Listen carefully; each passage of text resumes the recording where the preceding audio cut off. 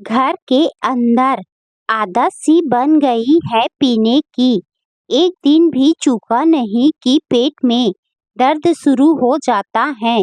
उस दिन ऐसा ही हुआ, ना चाहते हुए भी खूब पी गया। होश भी ना रहा कि किसने घर पहुंचाया। सब कुछ खुली आंखों से देखकर भी पत्नी ने कुछ ना कहा। थूक का घूंट गले से नीचे उतरा तो लगा कई घूंट खून गले के नीचे उतर गया। दिन भर हड्डी तोड़ मेहनत की, शाम को लगा कि जोड़ जोड़ उखड़ा जा रहा है। एक अनबुझ सी प्यास उसे परेशान कर रही थी। वह तड़प उठा। शराब की तलब ने उसके पांव भट्ठी की ओर मोड़ दिए। देखा, साथियों ने पहले से कूप चढ़ा रही हैं। वह भी साथ हो लिया। दिन भर की कड़ी मेहनत, अधिक पैसे कमा लेने की गरज से कुछ खाया पिया नहीं था। अंतड़ियां भूख से जब जब ऐंठती, सार्वजनिक नल से पानी के चंद घूंट पीकर जीभ तर लेता था। पेट में दो दाना ना था।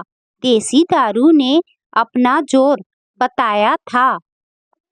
तब उसे पता ही ना चला था कि अंतिम घूंट के बाद क्या हुआ। सुबह होश आने पर सुना, डॉक्टर उसकी पत्नी से कह रहे थे, आज के बाद शराब का एक घूंट कभी भी जान ले सकता है। सुनकर वह तड़प उठी थी।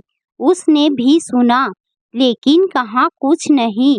तीसरे दिन जब अच्छा हुआ चौराहे पर पहुंचा, तब साथियों ने कुछ इस तरह स्वागत किया मानो इलेक्शन कंपटीशन में पुनः जीत कर कोई नेता आया है। सुबह पत्नी की आंखों की उदासी और बच्चों के चेहरे पर उभर आए भविष्य को देखा था। तब उसने मन ही मन संकल्प किया था कि अब शराब को हाथ नहीं लगाएगा। दिन भर ठेके में माल भर कर यहाँ से वहाँ पहुँचाने लगा। शरीर में कमजोरी थी ही, माथे से टपकते पसीने को देखकर महसूस करता था जिस्म का सारा खून बूंद बूंद कर टपक रहा है। ऊंची चढ़ाइयों में लगता ठेला गाड़ी उसे पीछे, बहुत पीछे खींच रही है। ढलान में लगता तेज चाल के कारण सांस उखड़ने ही वाली है और गाड़ी उसे वक्त से पहले मंजिल तक पहुंचाने वाली है। जैसे तैसे दिन कटा। शाम का सूरज अस्त होने चला था। उसने आज पहली बार गौर से देखा, आकाश लाल लाल दिखाई दे रहा है। धीरे धीरे अंधेरा घिर रहा है। तारे निकल कर टिमटिमाने लगे हैं। थोड़ी देर में सूरज छिप जाएगा। रह जाएंगे छोटे छोटे तारे और घना अंधेरा। उसे लगा वह सूरज है जो धीरे धीरे अस्त हो रहा है और छोटे छोटे तारे उसके बच्चे हैं जो अंधेरे के आंचल तले अपने भविष्य की तलाश में माँ के साथ निकल पड़े हैं। चलते चलते वह ठिठक कर खड़ा हो गया। देखा, कचरे के ढेर के पास एक कुतिया लेटी है।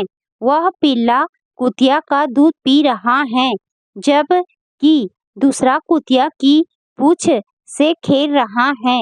उसे अपने बच्चे याद आ गए। चौराहे पर ठेला गाड़ी को ठिकाने लगा। जल्दी जल्दी घर की ओर चल पड़ा। आज उसने अच्छे पैसे कमा लिए थे। बड़े दिनों से पत्नी कह रही थी कि उसका मन खट्टी चीज खाने को कर रहा है। बच्चे भी रोज कहते थे, बापू मीठे तेल की रोटी खाए। महीनों बीत गए, आज खिलाएंगे ना। हर रोज वह बच्चों को छोटा सा आश्वासन का गुनगुना थमा देता था, हाँ आज जरूर खिलाएंगे। लेकिन बच्चों के लिए कभी भी आज नहीं आया। हर बार वह बापू के लिए शराब की बोतल में उतर जाता। वह ज्यों ही गली की ओर मुड़ा, देखा बहुत से साथी उसकी प्रतीक्षा में खड़े हैं। उसे देखकर सबका चेहरा खिल गया। एक ने दौड़कर बाहों में उठाते हुए कहा, आ गया अपना शेर, आ गया, युग युग जियो मेरे यार। दूसरे ने कहा, अब मजा आएगा। तीसरा बोला, फिर हो जाए इसी खुशी में। चौथा बोला, नहीं। वह बोला, अब कभी नहीं। अरे यार, एक ने हाथ पकड़ घसीटते हुए कहा, तेरे अच्छे होने की खुशी में हम यहाँ कब से खड़े हैं और तू महिलाओं की तरह नहीं नहीं बोल रहा है। नहीं भाई, उसने इनकार करते हुए कहा, मैं नहीं पीऊंगा। लो सुनो, एक ने चुटकी ली। अपना देवदास कहता है नहीं पीऊंगा और जोर से हंस पड़ा। बेटा, पिएगा नहीं तो जिएगा कैसे? किसी ने बीच में कहा। वह नहीं नहीं कहता रहा, लेकिन वे ठहाके लगाते हुए भट्ठी की ओर घसीट ले गए। वह अनमने भाव में इधर उधर देखने लगा। उसे लगा भेड़ियों के बीच मेमना फंस गया है। उसका मन कह रहा था कि शव को रौंदता हुआ भाग खड़ा हो। रात हो रही है, पत्नी राह देख रही होगी, बच्चे दरवाजे पर बैठे होंगे। अभी वह इसी उधेड़ बुन में था कि शराब की पूरी बोतल लिए एक साथी आ गया। शराब की बोतल देखते ही उसके दिमाग में तरह तरह के विचार उठने लगे। दूसरा जल्दी से 4 कांच के गिलास और पानी ले आया। फिर किसी ने भुने हुए चने भी लाकर पास रख दिए। आज वह अपने आप को कोस रहा था कि क्यों उसने शराब पीनी शुरू की थी। उसे स्वयं पर बड़ी घृणा हो रही थी। मन कर रहा था कि उठकर भाग जाए। लो यार, एक ने शराब का भरा हुआ ग्लास उसकी ओर बढ़ाते हुए कहा, खींच लो एक सांस में। सुनकर उसका ध्यान टूटा। उसने देखा ठीक उसके मुंह के सामने शराब से भरा ग्लास है। शराब का भपका नाक के अंदर घुसते ही उसे बड़ी जोर की उबकाई आई। लगा पेट फाड़कर अंदर का सब कुछ बाहर निकल आएगा। नहीं, उसने इनकार किया। उसकी बात सुनकर सब हंस पड़े। एक ने लगभग गाली देते हुए कहा, हम अपने बच्चों का पेट काट कर तेरे अच्छे होने की खुशी में पिला रहे हैं और तू नखरे कर रहा है। वह उसकी ओर गुस्से से देखने लगा और शराब का ग्लास लेने से इनकार कर दिया।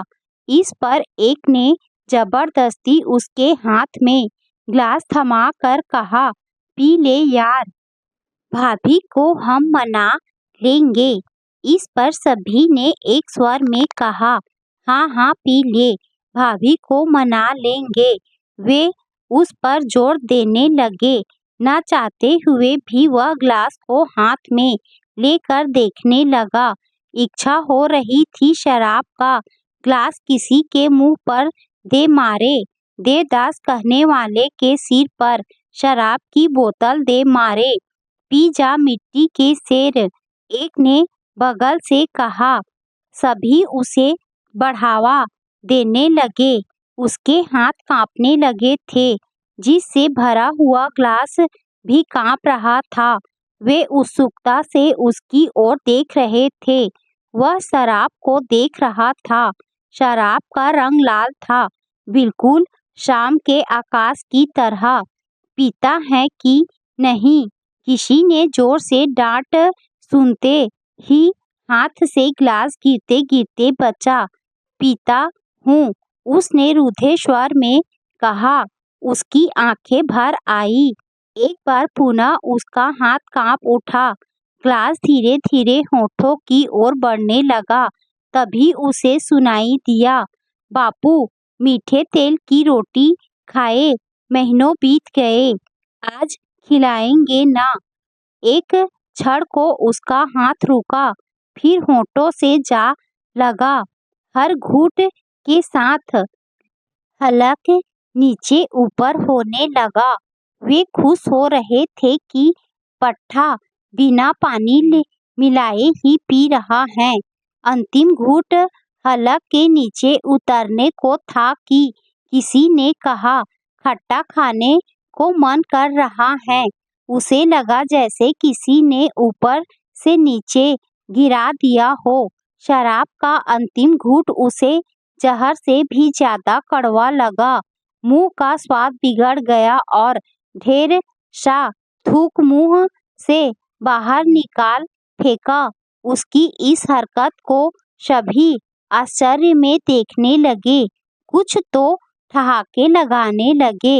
इस बीच एक ने चारों ग्लास में शराब भरी और अपना अपना ग्लास उठाया और आपस में टकरा कर कहने लगे, अपने यार के अच्छे होने की खुशी में पश्चाताप की मुद्रा में सिर झुकाए वह सोच रहा था कि पत्नी को क्या मुंह दिखाऊंगा, बच्चों के प्रश्न का क्या जवाब देगा। फिर डॉक्टर ने भी तो कहा था कि अब एक बूंद शराब कभी भी जान ले सकती है। ले यार, एक ने कहा। उसने हड़बड़ा कर देखा, शराब से भरा दूसरा ग्लास सामने था। उसने सबको खा जाने वाली नजरों से देखा, जिसकी प्रतिक्रिया किसी पर भी न हुई। उसने स्पष्ट देखा, जिसके हाथ में ग्लास था उसके दांत बड़े बड़े और पीले रंग के हैं। एक बार उन दांतों को देखकर वह डर सा गया। लगा खूंखार भेड़ियों के दांत उसकी गर्दन पर गड़ने ही वाले हैं। वह पीछे हट गया, जिसे देखकर वे सब पहले से कहीं अधिक जोर से ठहाके लगाते हुए हंसने लगे। शराब अब तक पेट में पहुंच कर असर दिखाने लगी थी।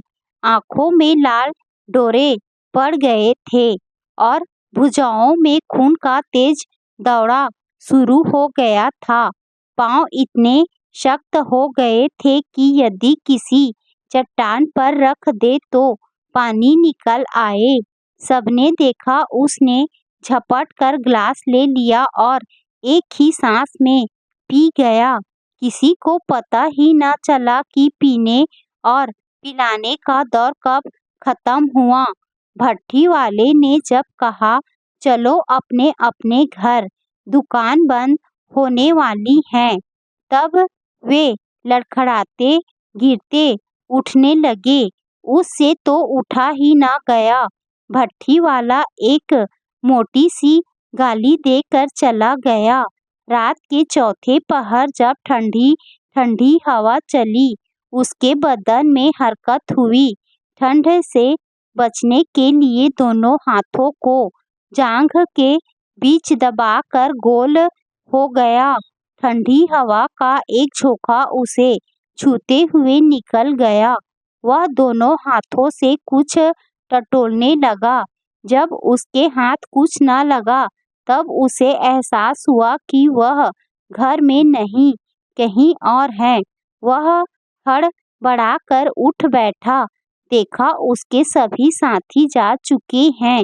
शराब का नशा उस पर बुरी तरह हावी था।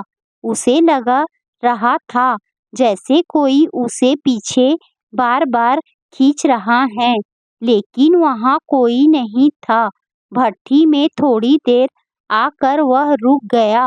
लघु शंका के बाद उसने काफी हतकापन सा महसूस किया। अब वह ठीक से खड़ा हो सकता था। सड़क के किनारे दूर दूर तक बिजली के खंभों में लगे ट्यूबलाइट की रोशनी से सारा इलाका धुंधिया हो गया था। इक्के दुक्के आवारा कुत्तों के भौंकने की आवाज सुनाई दे रही थी। रात को गश्त लगाने वाले गोरखे की सीटी की आवाज वातावरण में भय पैदा कर देती थी। गिरते पड़ते वह घर पहुंचा। टूटी फूटी पटनियों से बने दरवाजे से उसने देखा छोटा बच्चा माँ के स्तन को मुंह में दबाए अर्ध सुप्त अवस्था में है। बड़ा अपनी माँ के पीछे सोया पड़ा है। चूल्हा ठंडा है और खाना पकाने का बर्तन औंधा रखा है। धीरे से दरवाजा खोलकर वह अंदर गया। थोड़ी देर तक पत्नी और बच्चों को अजीब नजरों से देखता रहा। बच्चों का पेट चिपका हुआ है। उनके गालों पर सूखे आंसुओं की धार स्पष्ट दिखाई दे रही है। उसकी आंखें भर आई। धीरे से झुककर उसने छोटे बच्चे के माथे को चूमना चाहा ही था कि उसकी पत्नी हड़बड़ा कर उठ बैठी। देखा उसका पति सामने ही झुका हुआ बैठा है। उसके मुंह से शराब की गंध आ रही है। आंखें चढ़ी हुई हैं और कपड़ों में धूल लगी है। पत्नी की आंखों से आंख मिलाते ही वह अपराध भाव से सिर नीचे कर वहीं पसर गया। यकायक वह चीख पड़ी और रोने लगी। चीख सुनते ही बच्चे डर कर उठ गए और माँ के सीने से जा लगे। भय भीत नजरों से वे पिता की ओर देख रहे थे। पत्नी को गला फाड़ रोते देख उसकी हिम्मत नहीं हो रही थी कि उसे चुप करा सके। न चाहते हुए भी उसने हिम्मत जुटाकर पत्नी की ओर देखा। तभी वह चीख पड़ी, शर्म नहीं आती? फिर पी कर आ गए। जानते नहीं डॉक्टर ने क्या कहा था? कहते हुए जोर जोर से रोने लगी। वह पत्थर के भूत की तरह चुप। अरे उसने पति के दोनों बाजुओं को पकड़कर झिझोड़ते हुए कहा, अपनी चिंता ना करो, मेरी चिंता ना करो, लेकिन इन बच्चों का तो ख्याल करो। भगवान ना करे कल तुम्हें कुछ हो गया तो इनका क्या होगा। कहने के पश्चात बच्चों को सीने से लगाकर रोने लगी। माँ को रोते देख बच्चे भी रोने लगे। घर में एक अजीब सा वातावरण व्याप्त था। वह धीरे से उठा। छोटे बच्चे को गोद में लेते हुए पत्नी से कहा, मुझे माफ कर दो, अब मैं कभी नहीं पीऊँगा। मैंने फिर कभी शराब को हाथ लगाया तो मुझे तेरी कसम है, इन बच्चों की कसम है। कहकर बच्चों से प्यार करने लगा। दूर कहीं से सूरज निकल रहा था और रोशनी की एक छोटी सी किरण उसके घर के अंदर भी आ रही थी।